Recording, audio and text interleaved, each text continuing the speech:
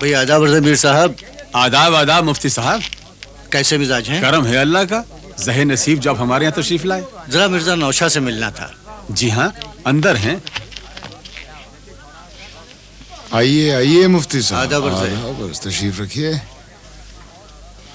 بھائی مرزا اب تم پہ ہی بڑھاپا آ گیا. سفیدی پھوٹ پڑی داڑھی میں. رو میں ہے رقش عمر کہاں دیکھیے تھمے. نے ہاتھ باغ پر ہے نہ پا ہے رکاب میں. واہ بہت خوب مرزا. واہ واہ. کہیے اب کس جرم کے لیے میری تلاش تھی؟ ارے بھائی حاضر ہوئے تھے آپ کے دولت قدرے پہ ایک روز شام کو. معلوم ہوا کہ آپ شراب نوشی میں مبتلا ہیں، اس لیے اوپر نہیں آیا. تو آ جاتے مفتی صاحب، چکھ لیتے آپ بھی ذرا سی. بھائی اس معاملے میں ہم استاد ذوق کے مقولے کے قائل ہیں. اے ذوق اتنا دختر رس کو نمو لگا، چھٹتی نہیں ہے منہ سے یہ کافر لگی ہوئی. اچھا آپ صاحبان شراب کے اتنے خلاف کیوں ہیں؟ کیا برائی ہے اس میں؟ ارے بھائی مرزا پہلی بات تو یہ ہے کہ شرابی کی دعا قبول نہیں ہوتی. لیجئے جس کے پاس شراب موجود ہو اس کمبخت کو اور کون سی دعا کی ضرورت ہے؟ صاحبان قہوہ حاضر ہے. میر صاحب بڑی زحمت کی میر صاحب آپ نے. کہاں تکلفات. اجی حضور اس غریب کے گھر پہ آفتاب اور مہتاب ایک ہی. اللہ آپ کو خوش رکھے. یہ موقع کہاں بار بار آتا ہے. اور پھر یہ قہوہ پلٹی دروازے کا ہے، بہت مشہور چیز ہے. نوش فرمائیے. عنایت میر صاحب. آداب. شکریہ شکریہ مہمان نوازی کا. جی فرمائیے کیسے تشریف آوری ہوئی؟ بھائی حضرت ناسخ میاں کا خط آیا ہے. لکھا ہے دکن میں آج کل خون برس رہا ہے. حیدرآباد کا مہاراجا چندو لال اہل کمال کا قدردان ہے. اگر آپ وہاں چلے جائیں تو سب در ادھر دور ہو جائیں گے. اول تو مفتی صاحب قرض ادا کیے بغیر یہاں سے ہلنا محال ہے، اور اگر وہاں جاؤں بھی تو چندو لال غریب میری کیا قدر کرے گا. جہاں فارسی میں قتیل اور اردو میں شاہ نصیر استاد مانے جاتے ہیں، وہاں غالب اور ناسخ کو کون پوچھتا ہے.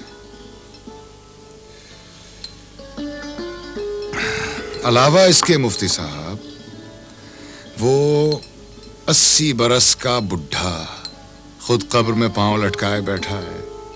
جب تک میں حیدرآباد پہنچوں گا وہ عدم آباد پہنچ چکا ہوگا. آئیے مفتی صاحب چلتے ہیں. یہ حضرت ناسخ میاں کا خط پڑھیں گے آپ؟ پڑھ کے بھی کیا کروں گا، مدعا تو آپ نے بتا ہی دیا. اچھا میر صاحب اجازت. خدا حافظ. آداب.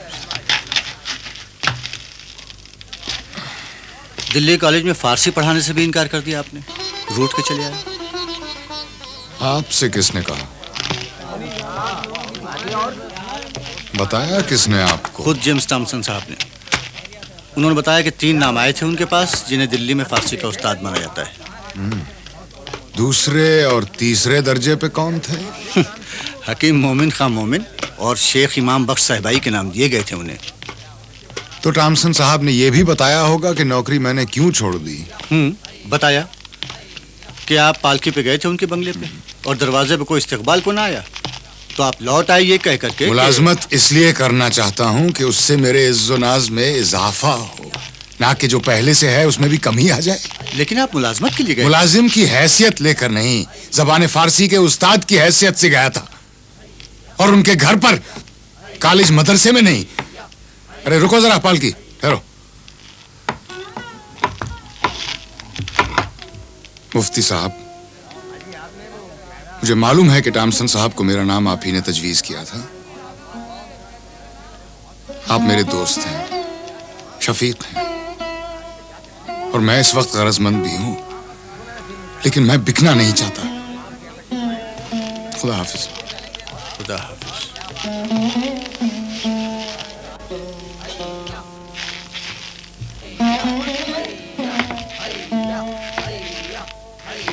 مرزا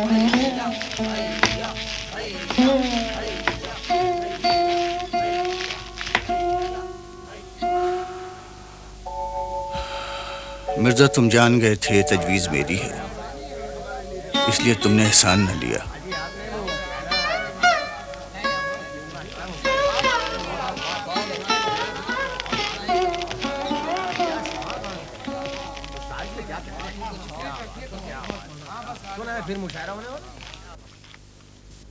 ملازمت تم کرو گے نہیں، پینشن تمہاری ملے گی نہیں، اخراجات کم نہیں ہوں گے، تو کرو گے کیا؟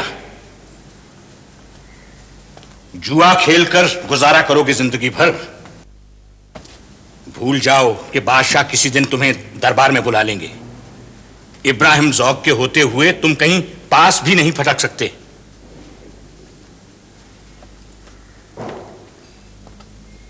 جتنا قرض لے سکتے تھے لے چکے، بلکہ اتنا لے چکے جو نہیں لینا چاہیے تھا۔ وہ سب کہاں سے ادا کرو گے؟ تمہارے پاس تو کچھ بیچنے اور گروی رکھنے کے لیے بھی نہیں ہے۔ کرائے کے مکان میں رہتے ہو اور سمجھ میں آتا ہے جو میں کہتا ہوں؟ آپ وہ سب بتا رہے ہیں جو میں جانتا ہوں۔ جو نہیں جانتا وہ یہ ہے کہ کل جب متھرا داس ڈگری لے کر آئے گا تو کیا ہوگا؟ ہوگا یہ کہ کچہری کے 4 کارندے آپ کو گھر سے لے کر کچہری تک جائیں گے۔ ہتھکڑی بھی لگائیں گے؟ نہیں، یہ حق انہیں نہیں ہے۔ 2 کارندے آپ کے آگے ہوں گے، 2 پیچھے، اور آپ سر جھکائے اپنی گلی سے گزریں گے، شرم و حیا سے زمین میں گڑے ہوئے۔ اس طرح سے آپ کو کچہری لایا جائے گا، کٹہرے میں کھڑا کر دیا جائے گا۔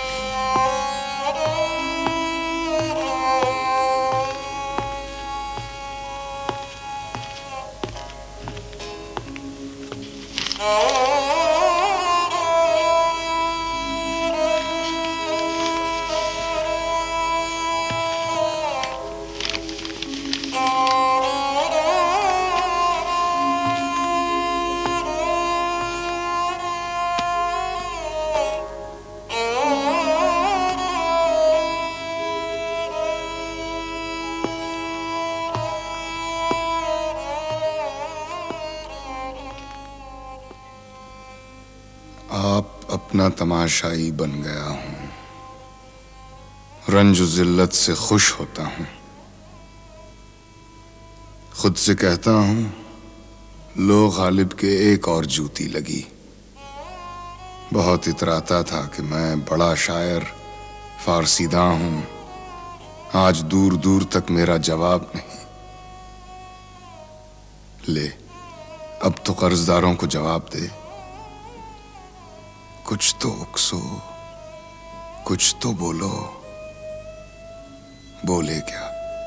بے حیا، بے غیرت۔ کوٹھی سے شراب، گندھی سے گلاب، بزاز سے کپڑا، میوہ فروشوں سے آم، صراف سے دام، قرض لیے جاتا تھا۔ یہ بھی سوچا ہوتا کہاں سے دوں گا۔